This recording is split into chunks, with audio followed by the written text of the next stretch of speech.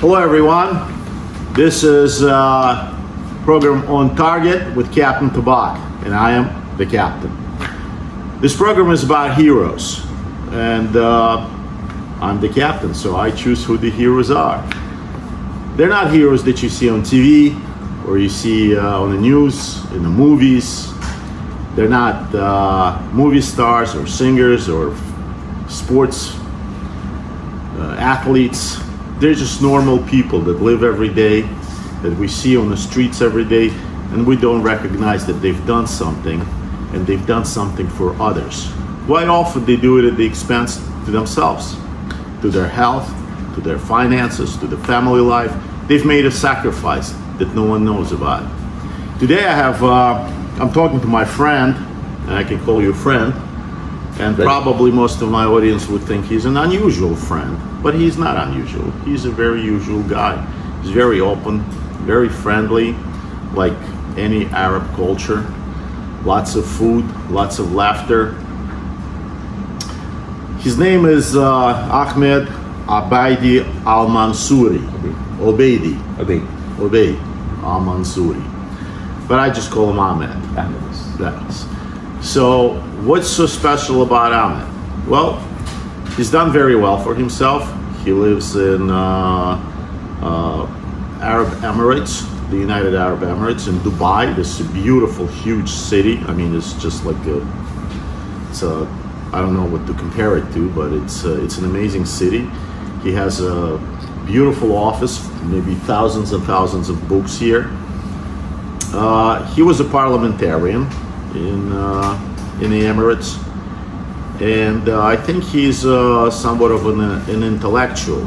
But what's so special about him? Why did I choose him to be a hero? Because he has done something that is very unusual, that is probably dangerous, but it's a right thing to do. It was a right thing to do, and I was hoping that someone would have done it earlier. What has he done? He has opened up a museum of Holocaust, of Jewish Holocaust in Europe, in Dubai, in the heart of Arab land, in the heart of Muslim land. So it probably was not easy, and we'll talk about it with him. It made the news, but let me ask you first, Ahmed, tell me a little bit about yourself. Where were you born? In Dubai. In Dubai. Yeah. Who were your parents? My parents from Dubai also. Yeah, but what did your father do? Who was My father wasn't trading. He was a businessman. Not a business. We call traders. Traders. Yeah.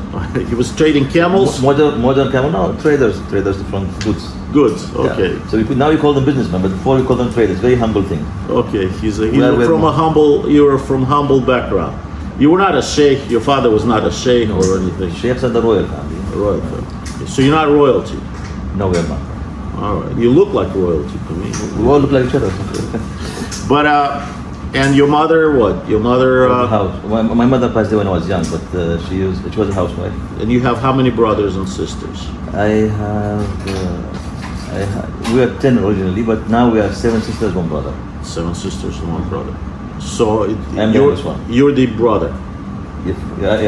I'm the boy. Yeah. You're the boy, and you're the youngest. I am the youngest one. And you have 7 sisters. Yes. So you must be spoiled. All these girls are spoiling you, being the youngest boy. No, all right. We take care of one another. All of them have sisters who are PhD, post-PhDs. And what education do you have? I have political science and economics from the States, and I got my master's degree in quality management.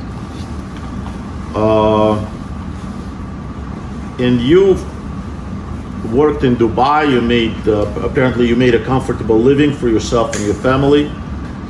And all of a sudden you decided to open up, and you were a parliamentarian, so you were in the politics, and you opened, you're a founder of Crossroads of Civilization Museum. Crossroads of Civilization. So how did you come about that? What made you? History was a passion for me. Right. My title to history was from childhood. Speak louder. My title for history was since I was a child from my grandfather's house and lived with my family. So and we inherited lots of items. Also many rare, the rarest documents about the region here. We have about our region here, right? About the Emirates. And so this passion was there. So that's why, you know, I did not specialize in history, because this is something like you know, something you don't study. It's your passion. Right. It's an open thing. You have huge innovation there. I did work for the economic department. I was in the 90s. I was part of the team. I was actually the youngest one that time. You know, so working for development. And then later I did work in Abu Dhabi. I was director of media for the exhibitions, big exhibition of IDEX and EDIBEF. They're very under the GEC, General Exhibition Corporation. Then I came back, opened my consultancy firm, giving advice in political, geostrategic areas working, and the social political also, and dynamics of power. And then I was appointed as the vice chairman of the Emirates Institution for Advanced Science Technology, and also was the director general of the institution for making satellites. So our first satellite, yeah. So we built satellite there. So I went there, Dubai Sat 1, Dubai Sat 2. So I was establishing the space sector here, and you were a space secretary. We established the space sector. Oh, space sector here.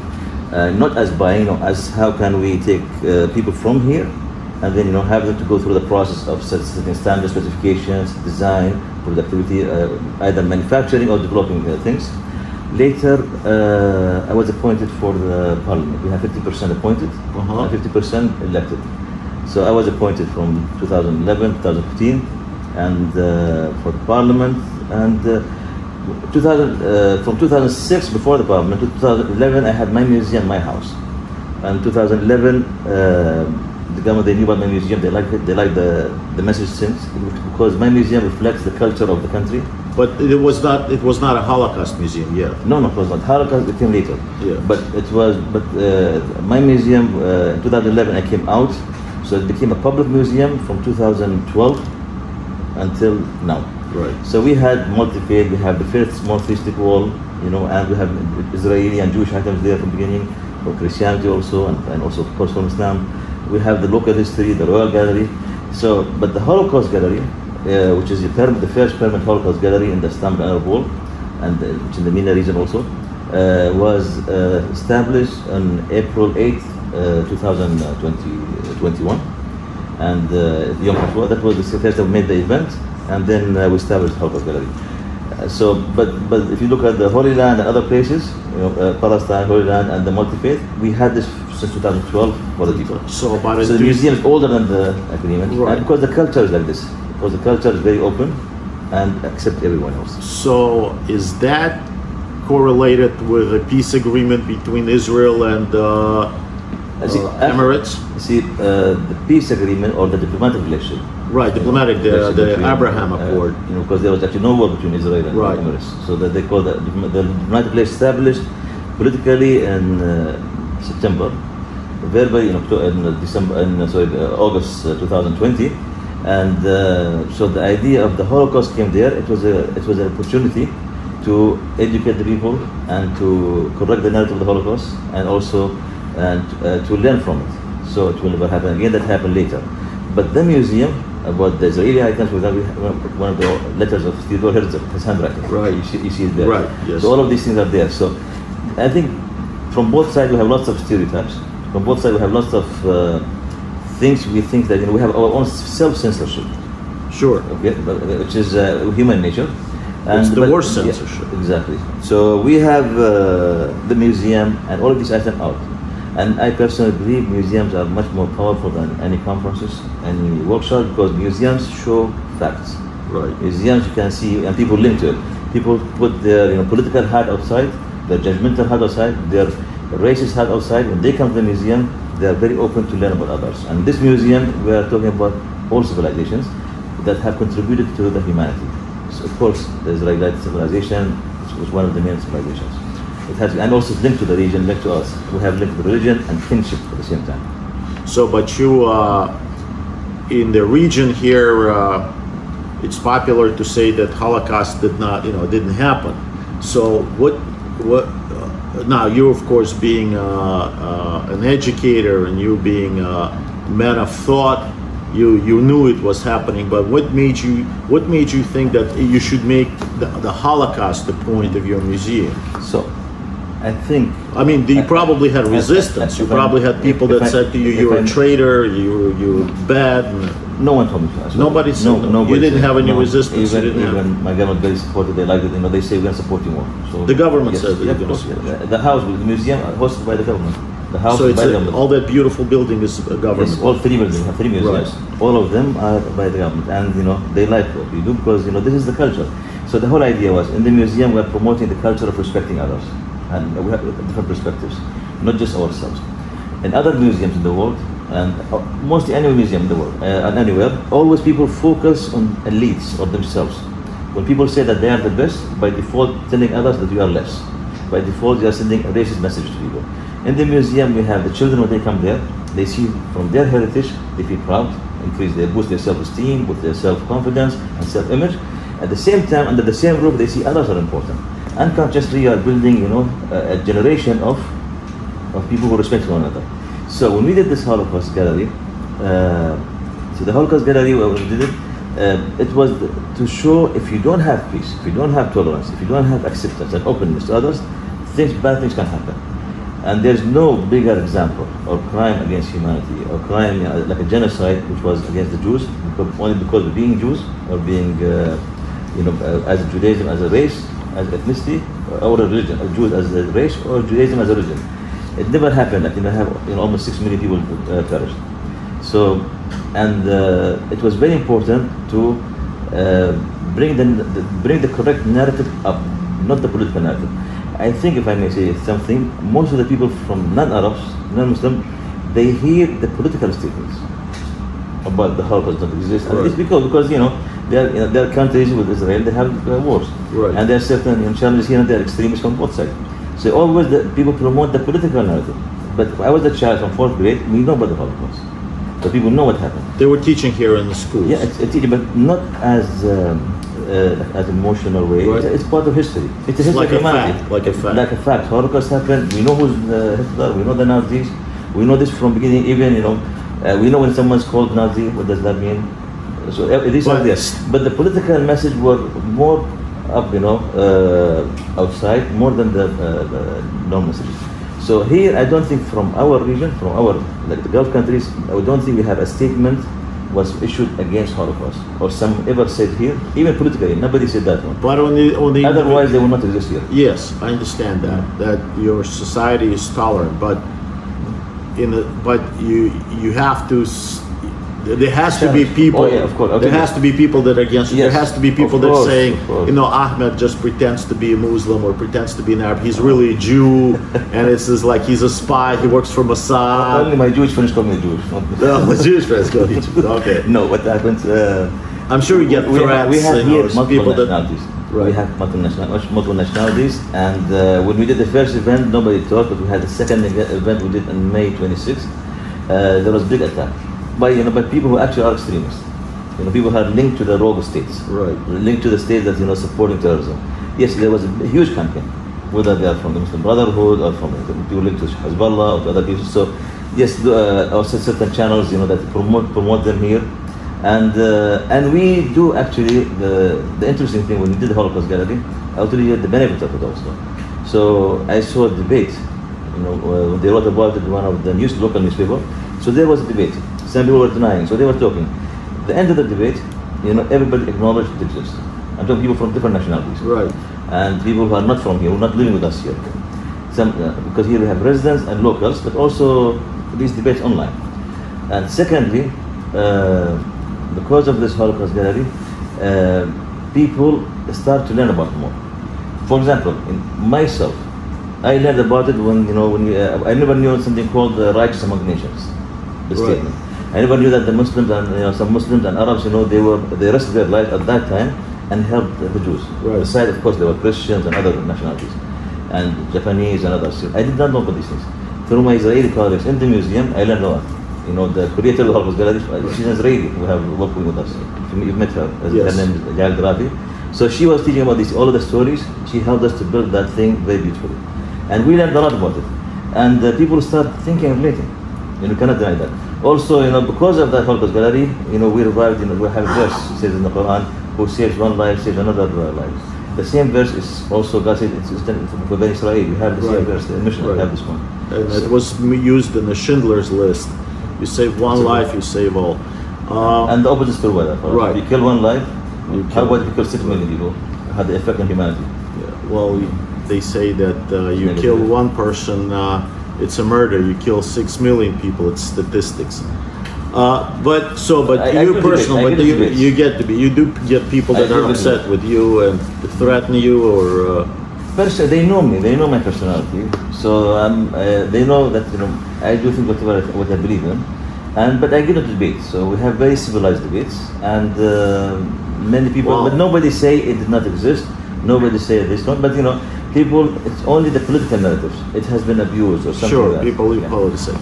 But I must tell you, when I firstly thank you for inviting me to Holocaust Memorial ceremony. That was very touching. There were a lot of ambassadors there present at the museum. There was a Holocaust survival that you had. His story was very interesting as a child in concentration camps and surviving it. It was very touching story, and I appreciate it. But still, the government gives you a building, but there's more finances involved in it. Who's financing the museum? No, this is myself. Yourself. Still my family. And your family is Yeah. there. So your family is supportive of what Yeah, you're very doing. supportive. All of us. And and even, for example, even before when you meet our Israeli friends for the peace or Jewish friends, or about the Holocaust, so I asked my family, I asked my friends, from here and there. So what do you think? What message do you have? Or when you have the Holocaust gallery, they say it's a fact. And that is what do you think? It's a fact. It's something happened, factual, and injustice and tyranny is it's against anybody is harm. So Right. we should know. So nobody said don't do it. Nobody said stop it. But now, alhamdulillah, we became, because as I told you, when we started as a museum, as a Holocaust gallery, even when we made the first monotheistic wall, now other museums in the country also they have monotheistic Roman wall. They learn. They talk about civilizations. So others are learning, and even I heard another Arab. So country, people are copying you now. they're learning. Yeah. I don't want to say the word copying. We have an experience. As an example, they Yeah, use you as an yeah. example. But it's good that when you do something good, people benefit from it, Right. and that's normal. Well- There's no copyright for good things, for good deeds. There are no copyrights for good deeds. It's Yeah. it's a good Yeah. phrase to remember. It's very interesting that you decided to do this. It's very gutsy, I would say, thing to do. There is a risk, but as I say, the more risk you take, the better it is. Well, yeah, because you're a businessman. The higher the risk, the better the Top 10. return. Have Yeah. you been to Israel? Not yet. No. Not yet, but I'm sure you would be a very welcome guest there. Waiting for the restrictions and COVID things to, Yeah, really Israel stop. is very Hopefully. tough on that. Yes, hopefully it will, and there. I have audience in the United States. What would you like for our American friends to hear from you? What we as Americans could learn from your culture, could learn from. I mean, I learned a lot from the United States. Right. I was a student there. I'm very grateful to my teachers there. I'm very grateful to my advisors. Actually, my advisor there was a Jewish person, and Dr. Betty Tabach. And so I'm very grateful for what I learned. I got my education there. In the United States, you learn how to compromise. You learn how to work with different perspectives. I learned about leadership, other things. So I'm very grateful there. And we also have things to learn from. We learn from, especially being here in Dubai and Arab Emirates. Being up in the place, almost 200 ethnicities and nationalities exist here with us. We live together. We do not have psychological barriers to people from the other sides. So without color or religion. It's very important not to, when we meet people, not to base that on stereotype and be Right. judgmental and having negative generalization. Whenever there is negative generalization, that means there's something wrong. So it's very important, to really know about one another. It's very important also, I believe if we have a museum like this in the United States or other countries, will add value to include the minorities there. That will add value together, and not having a special museum for a minority here, a special museum for the majority. No, under one umbrella. Everybody. We have to bring the people. Because we're all one people. It's good to be like internal. I agree with you. Internally I agree with you. as a bowl of salad, but externally we are a melting pot. Right, and you and I Fight it. talked about it yesterday. We thought that you should never separate people. And you and I, we took that we agreed with you when some people say, well, Jews are smart or something like this. Yeah. We said that is not a good statement. That is actually an anti-Semitic. There are plenty of stupid Jews. There are plenty of regular Jews. There are people like anyone else. As we have, in every side, you have the good, the bad, and the ugly. Right. You have everyone. So, and what would you like for Jewish people to learn from what you have done? I would like them to capitalize. I would like them to stop listening to one source of only political negative messages, because always the negative messages are up all the time. Right. People tend to listen to negatives. Yeah, that's the media about. Right. Creating what they call video, dilemma. So we need people. I suggest to be more open mind and open heart, to learn about others, and also to capitalize in the kinship and capitalize in the religious aspect. Not only just to think of the future with eliminating the past. It's very important. We had longer history, like more than 1,300 years of way much better years. 1,000 years with the Jews and the Arabs together. Actually, the Jews were living with the Arabs. They were like in the golden age. They were ideas. Because that environment which was provided for them, it was a cultural thing. So we should not ruin, because of the last 70 years of different political perspectives or whatever is happening from both sides, or because of the extremes from both sides, destroy all of the legacies. If you want to move forward, you have to base, on the positive legacies, and I think you can move forward now. That's excellent. I really appreciate you. I thank you once again for inviting me. I thank our friend Khalid Habibulin, and I know it's not a very Ukrainian sounding name, but he's a Ukrainian that works here. Khalid, thank you very much for organizing this. And of course, Ukraine now is very worried about the war, and hopefully you can say a few words to our Ukrainian brothers and sisters to wish them a peace and not war. I wish them, have peace, and also, to maintain their legacies and maintain their strength. And I hope there will be no war. And from what I learned, that people, war. Everybody knows war is a very bad thing. People might, the threats might be there here and there, but I think these threats, will disappear. But this is the nature of it's dynamics of powers in the region, and I believe that Ukraine will have stability and peace very soon. Ahmed, and you also have a huge library. Yeah. You collect, I guess you have a museum of books. No, I have museums, 3 museums, Crossroads Civilization Museum, and manuscripts, and old weapons also. But I do have a very unique library, the out-of-date books. These are not historical, but out-of-date books, around 15,000. 15,000 books. Did you read them all? No, of course not. These are the references. There are certain books I read, I repeat reading them, but most of the books, they are references. When you have a question, you know where to find the answers. So these are the big reference books for the Middle East, specialized in the Middle East, from the most liberal Middle East, especially the area where Levant area, to the most extreme Middle East. Well, it's very interesting because you have a museum on Holocaust or on cultures, then you have a museum on weapons, and then you have a museum of books. Yeah, all of the ugliest weapons used in the region, we have. The ugliest. We're not promoting them. Allow me, please, as a man of war, to give you a weapon that I think that should be used, and by you and people like you, that is a pen. And it's a Jewish historical pen. I never seen that. So hopefully, very beautiful. Thank you. It's of young people, Jewish people, young people who support also peace and prosperity among different cultures. Thank you very much. So it's in all languages. It says here different. Thank you very much. Very beautiful. So hopefully you will sign documents and write your thoughts, so that your ideas and your heart will be exposed to many people, because I think you're a true fighter, you're a true warrior, and a soldier of God that wants us to live all together instead of fighting and killing each other. Thank you, brother. Thank you. And you come and visit me in Miami. I'll do that. Thanks a lot. Thank you very much, all. Until next time. Salam alaikum.